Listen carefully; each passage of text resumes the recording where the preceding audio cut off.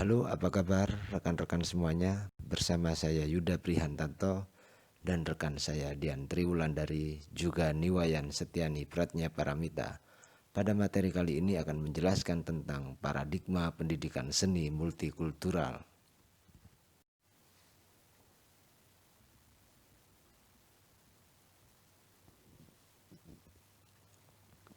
Pluralitas masyarakat Indonesia merupakan sebuah keniscayaan sejarah yang membutuhkan perhatian dan keseriusan untuk saling mengedepankan sikap menghormati, toleransi, dan demokratis.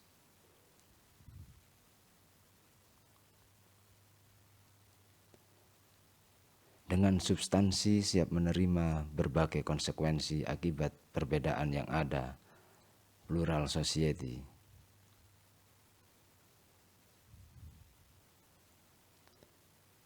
Pluralisme di Indonesia bukan saja tampak dari keragaman dan kepulauan, beserta kebudayaan yang survival, melainkan juga dari cara hidup dan kehidupan masyarakatnya.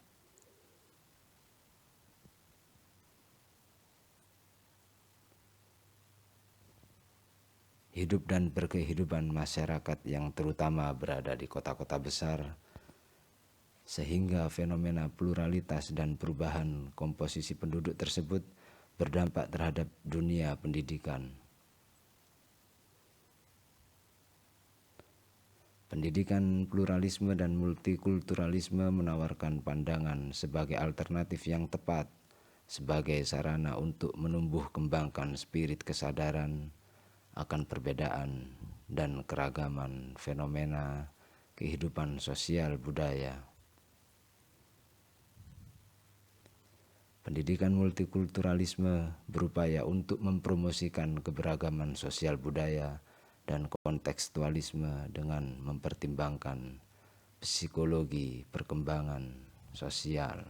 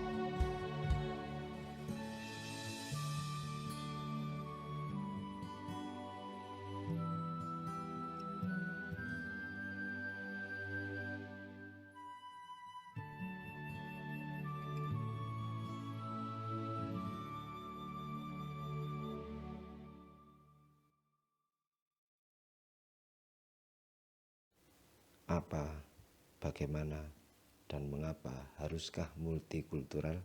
Untuk itu kita simak pemaparan berikut.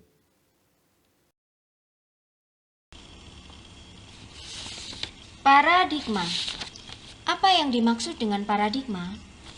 Secara umum, paradigma adalah suatu cara pandang seseorang individu terhadap dirinya sendiri dan lingkungannya, di mana hal tersebut akan mempengaruhi terhadap cara berpikir, cara bersikap, dan cara bertingkah laku.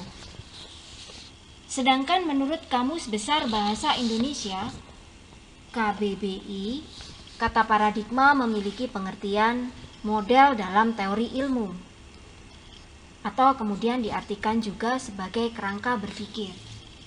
Secara etimologis, istilah paradigma pada dasarnya berasal dari bahasa Yunani, yaitu dari kata para, yang artinya di sebelah atau di samping, dan kata digma yang artinya teladan atau ideal. Sedangkan secara terminologis, istilah paradigma dapat diartikan sebagai sebuah pandangan ataupun cara pandang yang digunakan untuk menilai dunia dan alam sekitarnya. Paradigma merupakan gambaran ataupun perspektif untuk menjabarkan berbagai macam permasalahan di dunia nyata yang sangat kompleks.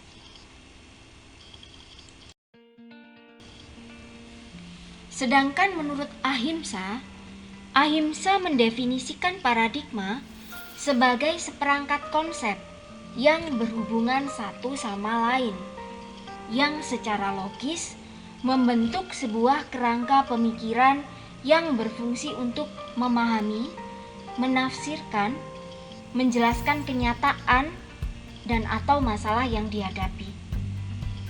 Kata seperangkat di sini menunjukkan bahwa paradigma memiliki beragam unsur, yang dia tidak hanya tunggal, di mana unsur-unsur tersebut terdiri dari konsep-konsep.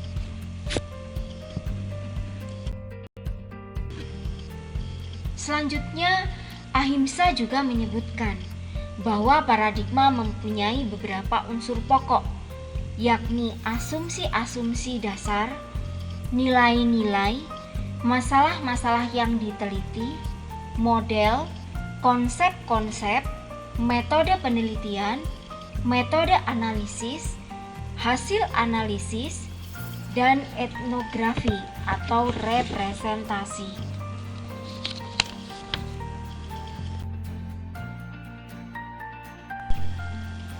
Paradigma dapat membantu seseorang untuk merumuskan tentang apa yang harus dipelajari, pertanyaan yang harus dijawab, persoalan yang harus diselesaikan, serta membantu seseorang untuk memahami informasi yang dikumpulkan dalam rangka mencari penyelesaian atas permasalahan yang terjadi.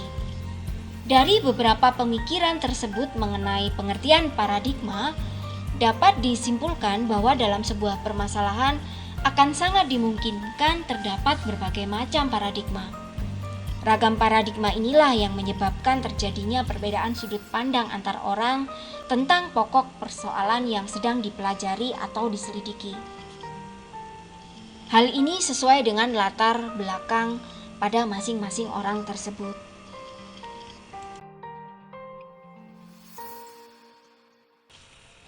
Konsep berpikir biasanya muncul dari ketertarikan seseorang terhadap suatu permasalahan, sehingga kemudian seseorang tersebut melakukan pengamatan masalah. Dari sini muncullah strategi untuk menyelesaikan permasalahan yang ada. Seperti telah dijelaskan pada slide sebelumnya, hal yang akan muncul dalam komponen paradigma antara lain asumsi dasar, nilai-nilai, masalah, model, konsep-konsep, metode penelitian, metode analisis, hasil analisis, dan representasi atau etnografi. Komponen paradigma inilah yang akan menolong seseorang untuk menemukan ideologi sebuah paradigma.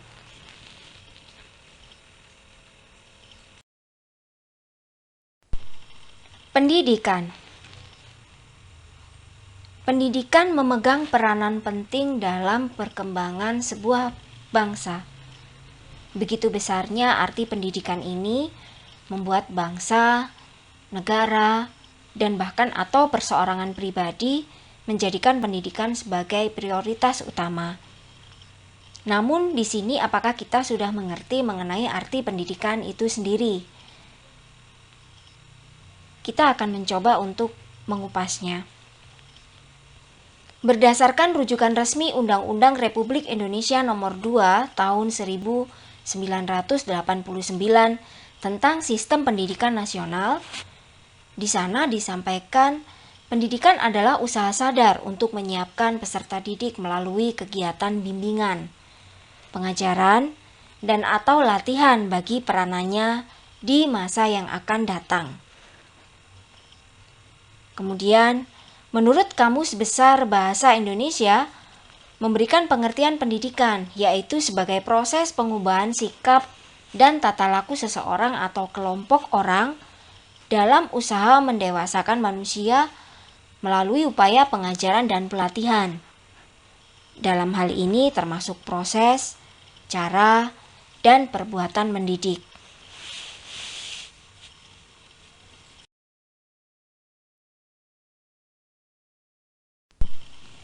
Menurut Ki Hajar Dewantoro, Bapak Pendidikan kita, pendidikan adalah daya upaya untuk memajukan bertumbuhnya budi pekerti, kekuatan batin karakter, pikiran, intelek, dan tubuh. Ketiga-tiganya tidak boleh dipisahkan agar supaya dapat tercapai kesempurnaan hidup, kehidupan, dan penghidupan itu sendiri. Sementara itu, secara etimologi, kata pendidikan dalam bahasa Inggris disebut sebagai education. Dalam bahasa Latin disebut sebagai educatum, yang tersusun dari dua kata yaitu e dan duco, di mana kata e berarti sebuah perkembangan dari dalam keluar atau dari sedikit ke banyak.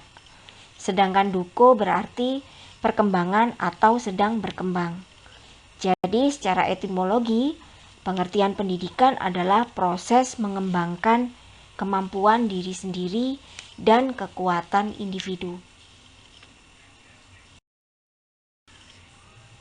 Dari beberapa pendapat para ahli mengenai pengertian pendidikan, terdapat kesamaan dalam memaknai sebuah pendidikan, yakni pendidikan adalah proses mengubah sikap dan tata laku seseorang atau kelompok orang dalam usaha mendewasakan manusia melalui upaya pengajaran dan pelatihan. Ketika berbicara tentang pendidikan, orang akan cenderung memikirkan tentang sekolah ataupun perguruan tinggi. Padahal, pengertian pendidikan tidak hanya berkaitan dengan sekolah. Tutor bimbingan belajar yang dipanggil ke rumah untuk membantu belajar itu juga merupakan bagian dari pendidikan. Berdasarkan Undang-Undang Republik Indonesia, secara umum tujuan dari pendidikan Indonesia adalah untuk mencerdaskan manusia Indonesia, mencerdaskan kehidupan bangsa. Melalui pendidikan, manusia diharapkan agar menjadi berilmu, memiliki pengetahuan, daya kreativitas, sehat jasmani dan rohani, memiliki kepribadian yang baik, mandiri, dan bertanggung jawab. Lalu, bagaimana pendidikan itu terjadi? Pendidikan terjadi melalui pengalaman melihat atau mendengar informasi dari seorang pendidik, orang yang lebih tahu, atau dari sebuah peristiwa yang memiliki efek formatif pada cara berpikir seseorang, sehingga seseorang tersebut dapat merasa dan dapat melihat, kemudian menirukan tindakan tertentu.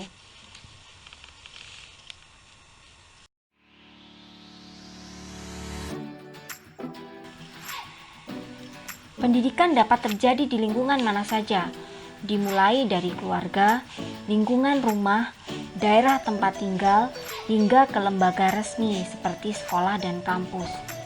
Dan yang terpenting dalam sebuah pendidikan adalah adanya komponen pendukung keberlangsungan sebuah pendidikan, antara lain peserta didik, pendidik, metode pendidikan, isi pendidikan, lingkungan pendidikan, alat dan fasilitas pendidikan.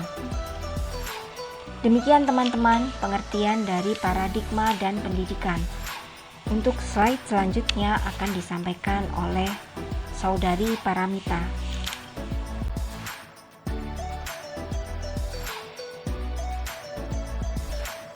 Baik, terima kasih Mbak Dian. Selanjutnya akan dibahas mengenai multikulturalisme.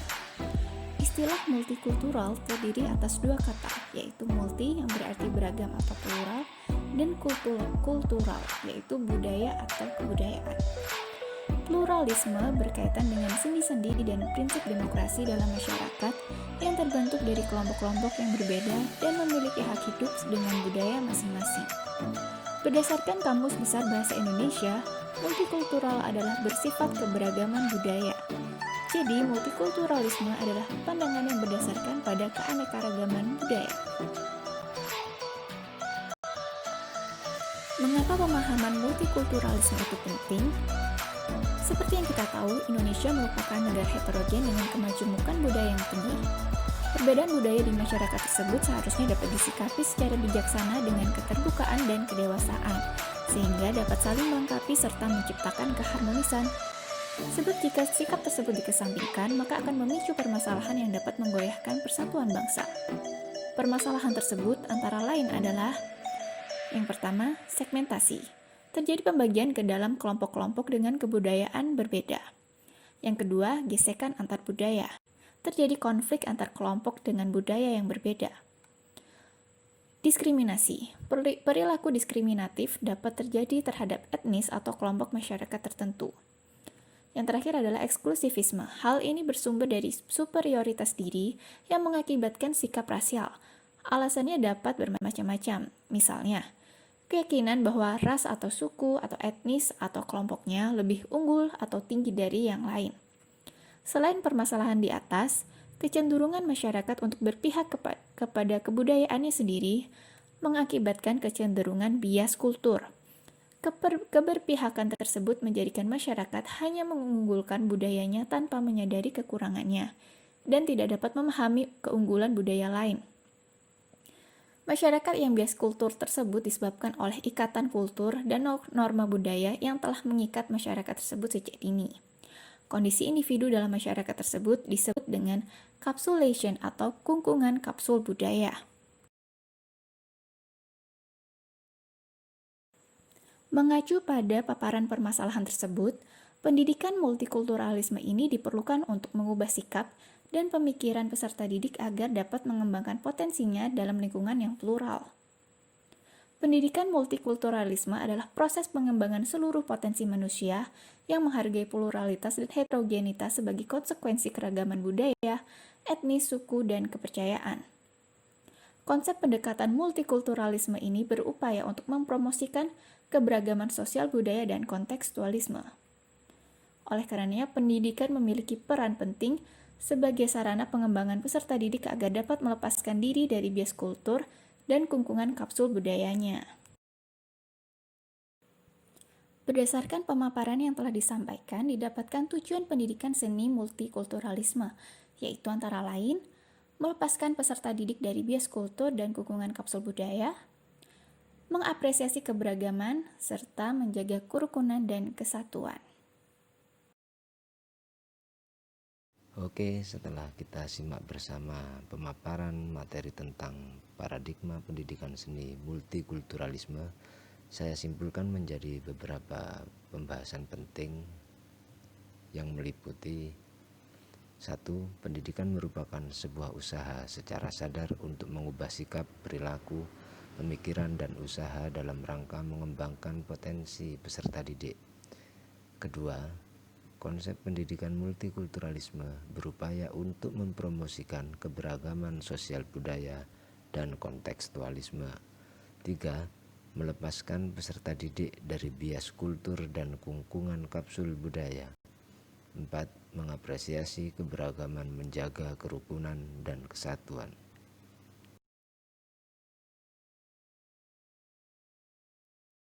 Itulah tadi presentasi dari kami. Jika terdapat kesalahan dan kekurangan, kami mohon maaf dan sangat membuka saran dan kritik yang bersifat membangun dari kami.